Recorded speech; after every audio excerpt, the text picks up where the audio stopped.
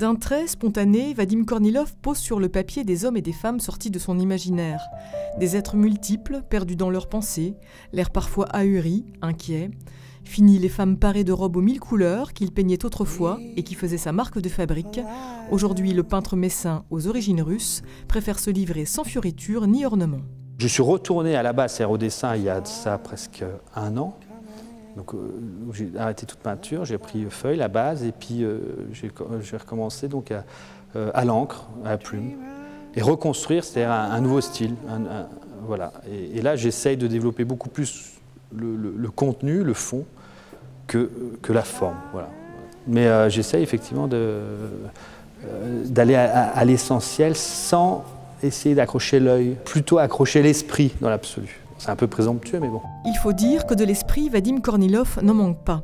Auteur d'un pamphlet Un brin provoque, où il égratigne entre autres l'art dit conceptuel, l'homme voue un amour particulier pour les mots, qu'il appose sur ses encres, des titres aujourd'hui complémentaires, voire indispensables à son travail. Si je devais hiérarchiser en fait les arts, je mettrais en premier lieu la littérature, voilà. Et en deuxième, effectivement, le dessin ou la peinture.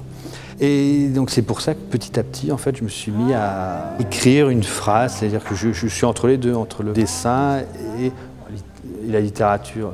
Plutôt une forme de, chaque fois, une phrase poétique, quoi, que je rajoute, voilà. Des phrases poétiques et parfois cyniques.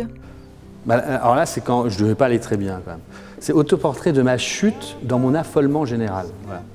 Donc c'est vrai qu'en règle générale, je me dessine, je me fais pas de cadeaux. Hein, Car les encres de Vadim Kornilov comptent de nombreux autoportraits, un travail compulsif de figuration narrative qu'il réalise de façon automatique à la manière des surréalistes, laisser parler le corps pour laisser couler l'encre de ses émotions.